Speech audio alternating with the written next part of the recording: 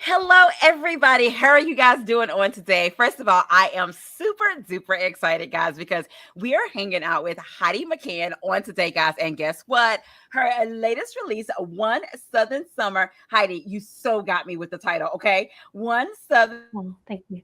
Summer is out. It is live and in color, everybody. And we're going to talk about it a little bit of today. And guess what? Heidi McCahan, she just may spill a little bit of tea on today at Angela's A Literary Cafe. Thank all of you for joining us on today. We are super duper excited to be talking about her new release on today.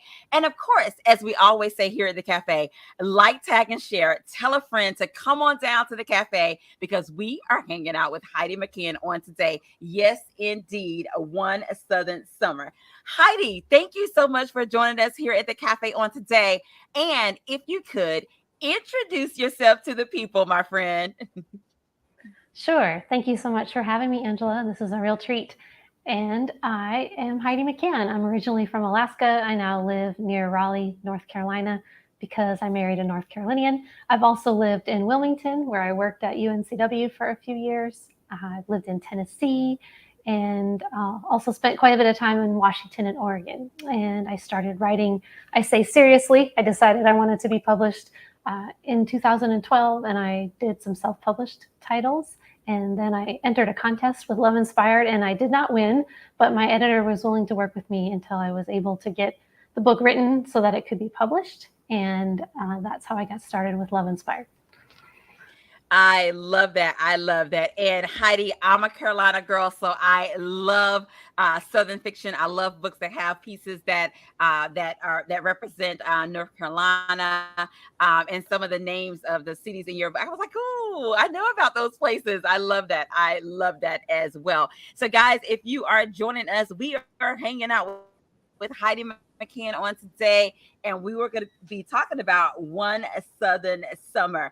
So, Heidi, as I said, one of the things that captured me was the title. Also, I love the cover of the front porch. So let's talk about that a little bit. Can you tell us a little bit about this beautiful cover? It definitely looks like and feels like summer. I mean, you got the lemonade, you got the porch chairs, all of that stuff. Tell us about this amazing cover. I wish that I could take credit for that cover, but it was for sure a team effort. I had not written this length of a book before. Usually my books are the smaller mass market paperback size, and for those covers, I send in some ideas. But for this one, my editor said, well, think about other titles in women's fiction or Southern romance that you like, and tell us some examples of what you like. And so I really liked a book that his name is Wade Rouse, but his pen name is Viola Shipman. And that book, I lost the title. I don't know what it was. But anyway, I love the cover because it was sort of that angle, that corner porch angle. And so I sent that, and then I sent in several others. And I had called the book The Summer Bargain, and my editor suggested changing it to One Southern Summer. And I'm so glad that she suggested that, and that's what we went with. And there are quite a few scenes that take place on a porch. And I think that cover is probably a couple of photos blended together, a lake photo and a porch photo, and then they lightened it way up. So the graphic designers did a fantastic job.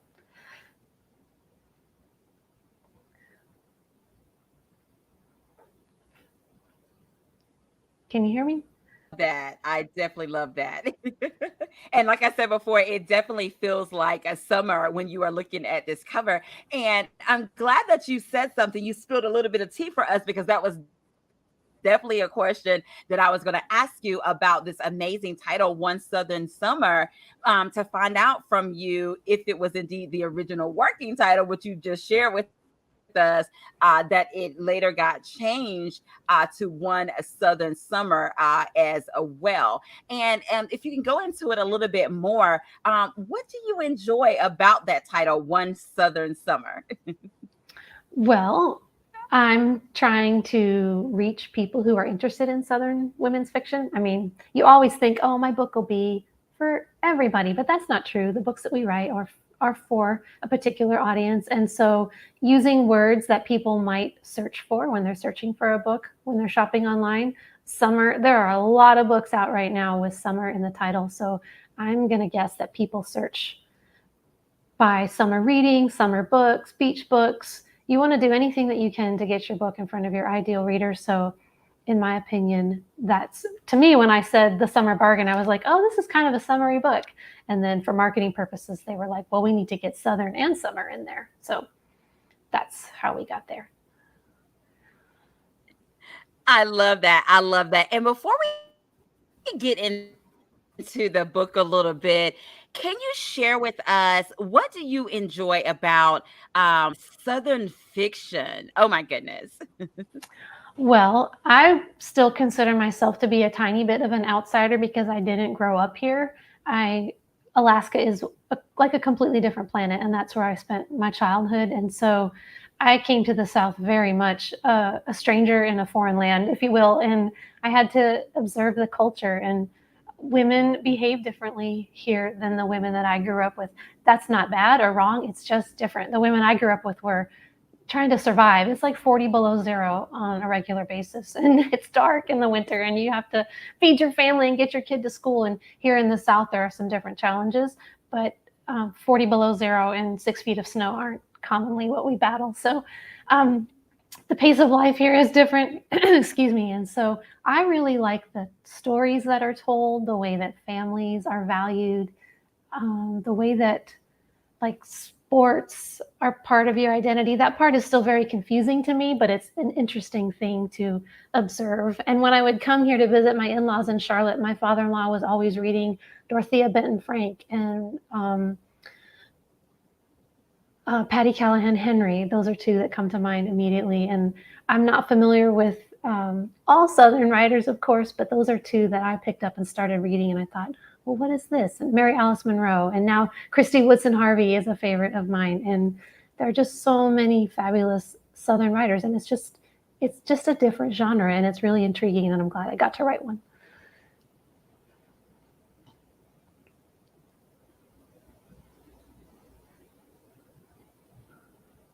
I love that. I love that. And I am a fan of Southern fiction as well. Now, when you think about this story, one Southern Summer, can you share with us a little bit about what inspired this story for you?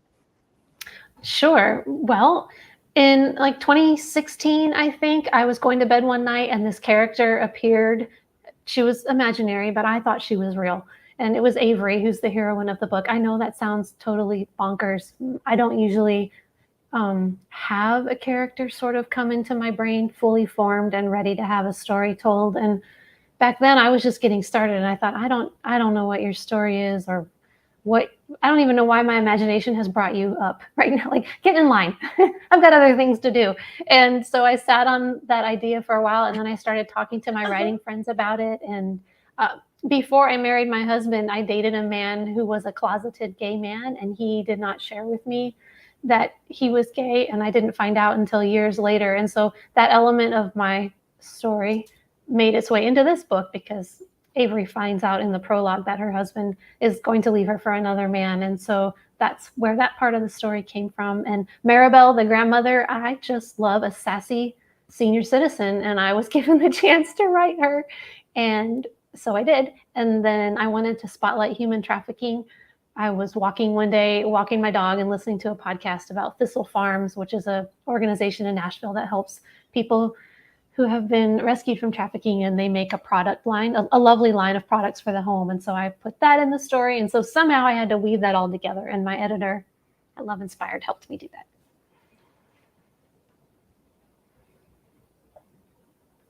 Wow. Wow. So a lot of inspiration came into bringing us this amazing story. One said it came to you, in a dream, the characters, all of that. But I want to ask you, and this may come a little bit from what you just answered as well. But when you think about this particular story, one Southern Summer, and how it came to you, and all of that good stuff, what came first? Was it the characters, or was it the plot, or did they kind of come to you together?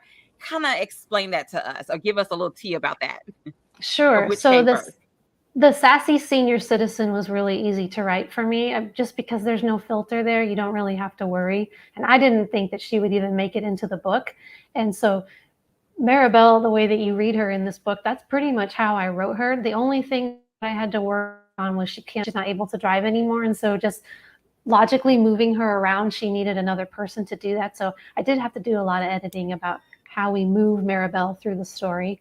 Then, like I said, Avery came to me first, but that element of my personal experience dating a closeted gay man, obviously that's first because that was over 20 years ago.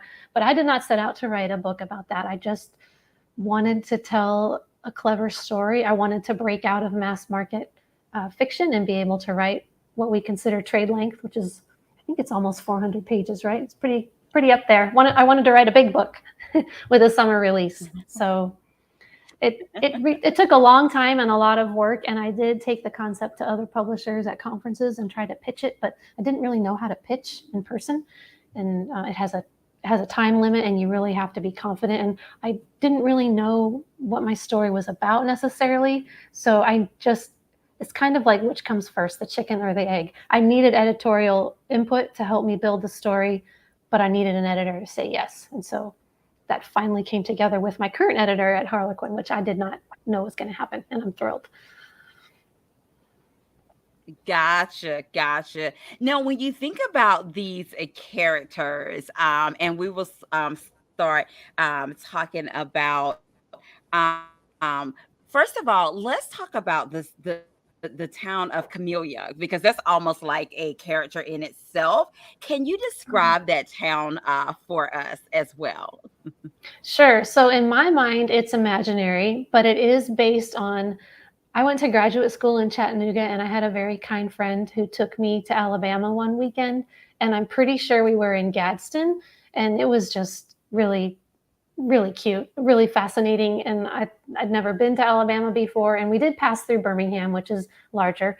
And so I relied on those experiences to tell the story. I put a picture of a thunderstorm over Main Street of Gadsden as one of my inspirational photos, and I would just look at it from time to time. So to me, it's a town big enough to have large churches. It's big enough for people to have great jobs. It has the infrastructure to grow and expand and support an organization like Amari's Place that can help women who've been rescued from trafficking.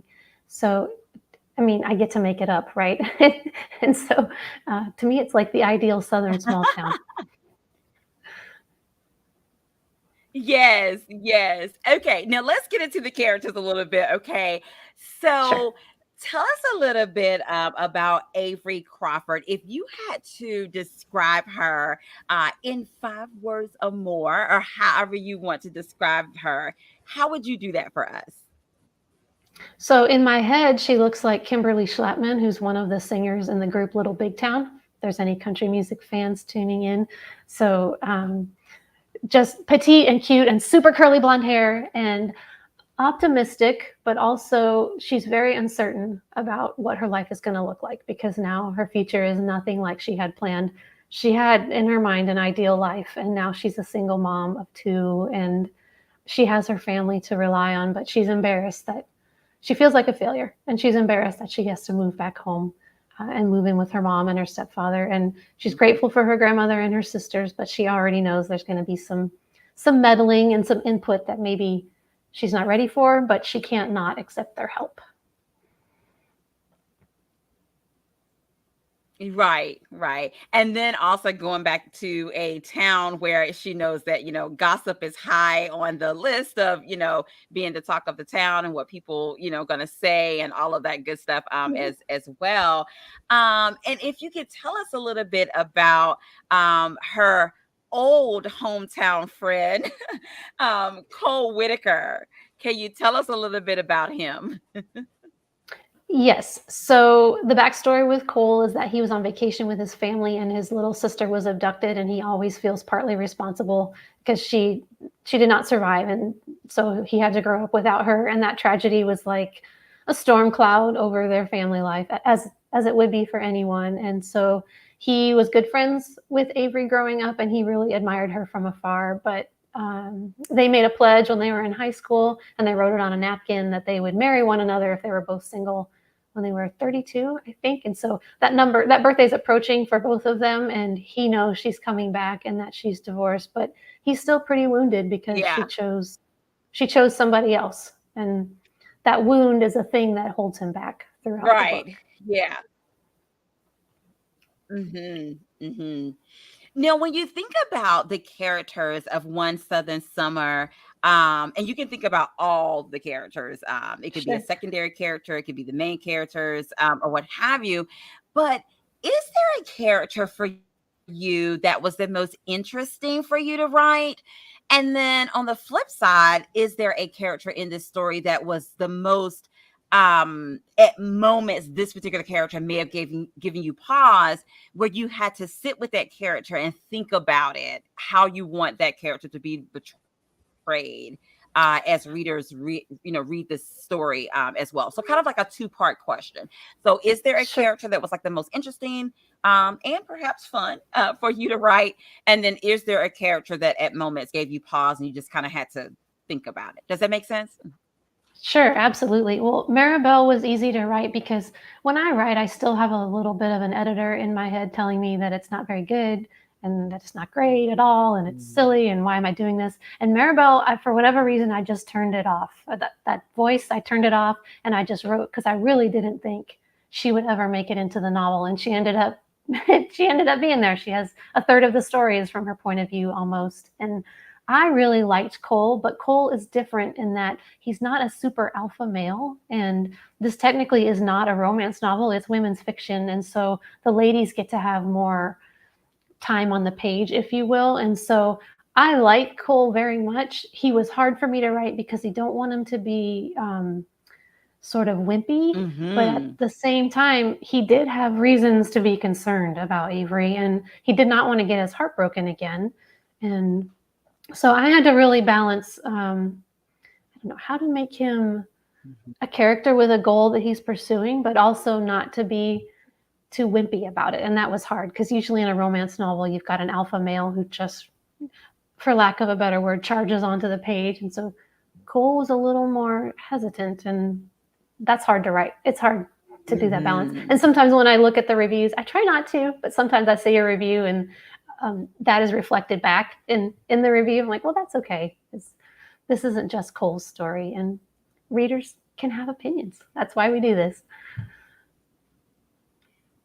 I hope I answered Yeah, your question. yeah, and, I know you mentioned too, for those who may not know, this is, more on the lines of women's fiction. Can you share with us a little bit, Heidi, what do you enjoy about writing women's fiction? So this was really hard to write. So I enjoy having written it. I didn't always enjoy the process because I had to Okay. normally, yeah, I'll be honest, it was not easy and it took a long time. But normally in the other books I write, it's exactly 50-50. One scene from his point of view, one scene from hers. And even though I've had so much fun with Maribel getting the other parts of the story to make it all mesh together, that was really tricky. So I think that women's fiction is about transformation. She's arrives at the beginning of the story in this condition, and by the end, she is transformed. From my perspective, for the better. It's a positive Yeah. transformation, but there are for sure plenty of women's fiction novels where the transformation is not what we would call positive. But for me and for this brand, we still want a happily ever after, but it's more about the women's transformation.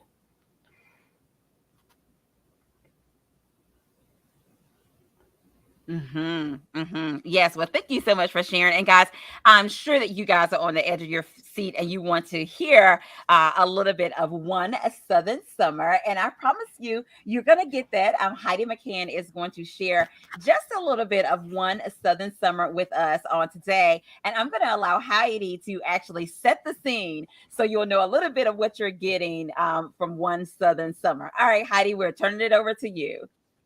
All right, thank you. So I wanted this to be spoiler free, and I didn't want to read anything from the middle of the book. So I'm starting with chapter 1. However, there is a prologue that people must read. But this is chapter 1, and it starts from Maribel's point of view. This is where we meet her. And like I said, she's a hoot. She's really fun to write, and she's got a lot that she thinks and a lot that she says that she probably should not. So here we go, chapter 1. Maribel Hurst Yes. Maribel Hearst Lansing was mad enough to drown puppies. Ever since Olive McPherson waltzed into town and wormed her way into every club and committee, she'd made it her mission to aggravate people, and tonight was no exception. Ignoring the group's obvious distaste for her yammering, Olive, the queen of book club, blathered on about this month's selection, the same mindless pablum she'd insisted her previous book club in Memphis enjoyed reading. She was always carrying on about Memphis. Maybe if it was so wonderful, Olive should consider moving back. Just saying was all. Maribel shot a pointed stare at Lucille, her across the hall neighbor at Westwood Manor and self appointed chauffeur. Lucille conveniently avoided eye contact and loaded her fork with another bite of pear and pomegranate salad. Lucille's husband had passed 6 months ago, and she hated to go home to her empty apartment. Maribel didn't exactly love living alone either, but after 10 years, she'd gotten used to the idea. Besides, she started binge watching The Good Place, and if she convinced Lucille to leave now, there'd be enough time to watch a full episode before her eyes gave out and she fell asleep. When Nell, bless her heart, interjected and managed to shift the conversation toward the upcoming fundraiser for Imari's place, Maribel groaned inwardly, then drained the last of her sweet tea. She cared about human trafficking as much as they did, but were they really going to put an end to such a travesty during book club? Probably not, which is why they should call it a night and write that handsome director a check like they did every year. So there you go. As you can see, Maribel has opinions and she likes to meddle, and that's just a little taste of what she does. Yes, and guys, let me just tell you, yes, she does a little bit of meddling, okay? I love that. I love that. Well, Heidi, thank you so much for sharing a little bit of a Southern Summer. And yes, You're guys, we will be sharing with you of how you can get your hands on a copy of this amazing story as well, One Southern Summer. And so, Heidi, of course, here at the cafe, my friend, we have to do a round of this or that. But I promise you, there is no right or wrong answer because it is all things according to you. Are you ready? I am ready. Let's do it. Okay. Yes. Woohoo. First up, small town or big city? Small town. Okay. Road trip or airplane ride? Ooh, airplane. I am not a road trip girl. Airplane, airplane, airplane. Okay. Okay. Glass half glass half empty or glass half full? Glass half full. I'm an optimist. Okay. Okay. All right. If we had to do tropes a little bit, are you siblings' best friend or secret baby? Oh, man, that's tough. Secret baby. Okay. Okay. Friends to lovers or enemies to lovers? I like enemies to lovers. Okay. Okay. Now we're going on a trip. Are we going to the beach? Are we going to the mountains? The beach. I love the beach. Okay. Okay. And the last one, Heidi, we have to know here at the cafe, are you team tea or are you team coffee? Coffee. 100%. I love it. Look, and since this is Southern fiction, I probably should have said team tea or lemonade, right? That's right. Oh, yeah, that's true. I love that. I love that.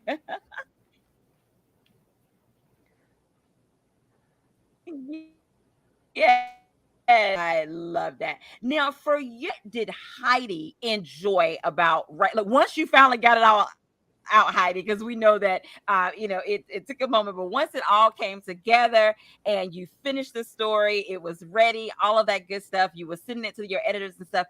At the end, what can Heidi say that she actually enjoyed about writing One Southern Summer and bringing this story to life? I was proud of myself, to be honest, and so surprised that it worked out. Even the day that it was officially released into the world, I was like, I can't believe this is happening. Somebody pinch me because it took a long time, and I there was a lot of times when I just didn't think it was going to happen. But you can't control anything in the publishing world really, other than your own output and your own attitude. So I just tried to be really grateful. It was an incredible learning experience. I mean, I'm a better writer than when I started the project. And I just hope that people like it. So far, the feedback has been great, and I'm thankful that I get to reach new readers because different people find you when you write a different kind of book. So, and it was really fun. Oh, I almost gave a huge spoiler. Whoop! It was really fun. There, I'll stop there.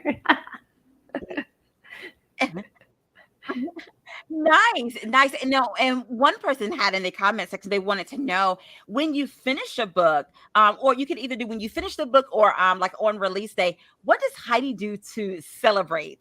So what do you do to celebrate the release of a book, or what do you do to celebrate when you hit the end? So when I hit the end on a manuscript, it's a Word document. And so I send that to my editor. I usually take the night off from cooking because I don't like to cook.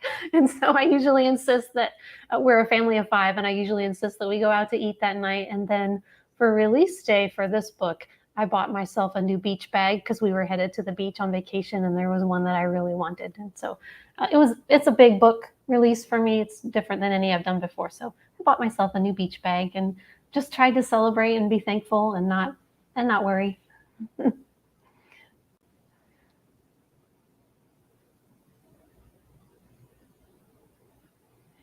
Nice. And again, thank you so much for stopping by the cafe for a part of your virtual book tour. Thank you for stopping by Angela's Literary Cafe to talk a little bit about One Southern Summer as well. And speaking of that, is there anything that what would be something about Heidi that most readers would be surprised to know, or most readers don't know about you?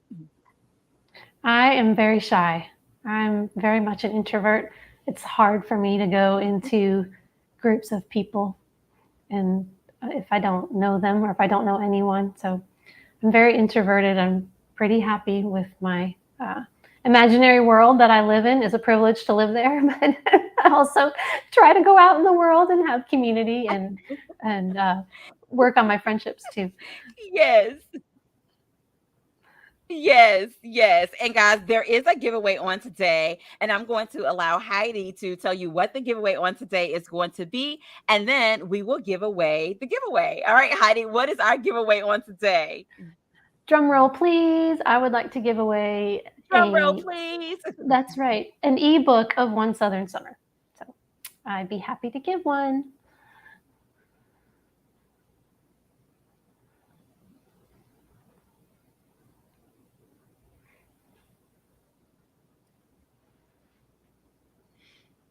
I think Heidi may have frozen up a little bit, but yes, it is an ebook copy of One Southern Summer.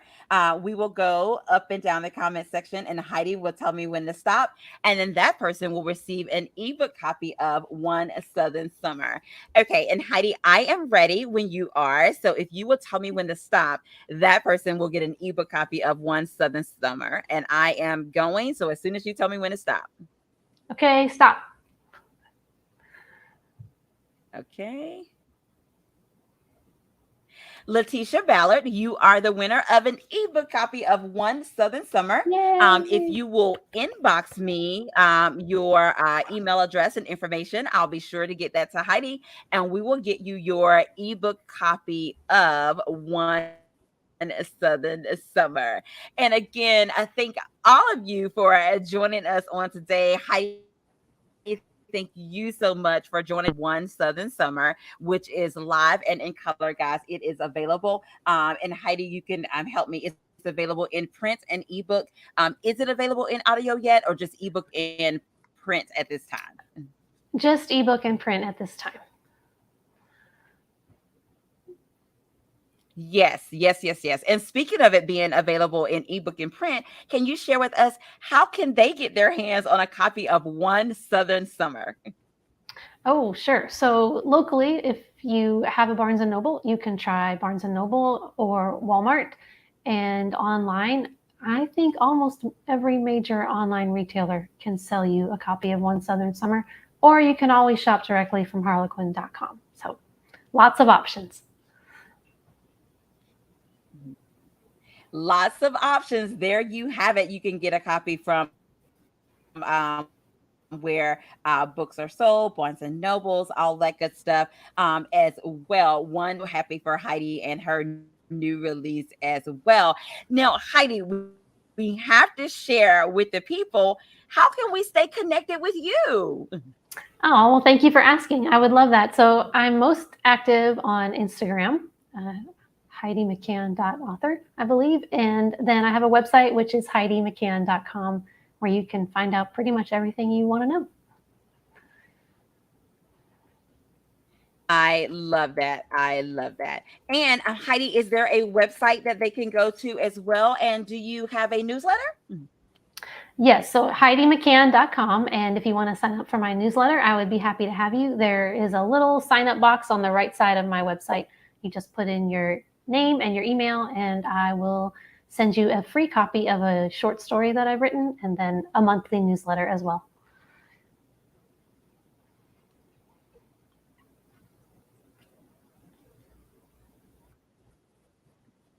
Awesome, awesome. And guys, we will put in the comments section There it Heidi's is. website. There it is on the screen, HeidiMcCahan.com.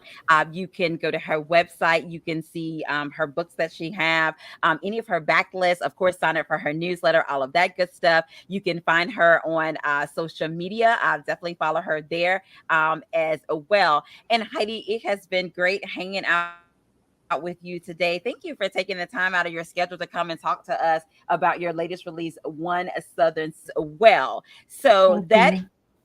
is our show on today. And if you guys, of course, if you want to how you can get your hands on a copy of this amazing story as well. But Heidi, before we leave, I want to allow you to have the last words of what you want to say to the people. Oh, that's very sweet. Thank you. Thank you so much for being here. It's an honor, and I'm always glad to talk about books at any time. And I hope you all are having a fabulous summer and finding lots of five-star reads. And I would love it if you would include One Southern Summer in your summer reading. Thank you. I love it. Thank you so much. And of course, guys, once you read a copy, definitely leave a review. I know that Heidi McCahan will be so appreciative Please. of that as well. Tell a friend to tell a friend about One Southern Summer. If you see it out in the wild, definitely take a picture, tag Heidi. I know that she would enjoy seeing that as well, of all the different places that there are copies of One Southern Summer as well. Again, I'm Angela Anderson of Angela's Literary Cafe. If you are watching us on a YouTube, thank you so much for watching you on our YouTube channel, Angela Anderson's YouTube. And if you haven't, please subscribe to my YouTube channel. I'll be greatly appreciative of that. If you're watching on Facebook, thank you as well for tuning in to today's Literary Cafe with Heidi McCahan on today. As well, we're always so appreciative of that. And as we always say, have an amazing day because we're having an amazing day. One Southern Summer.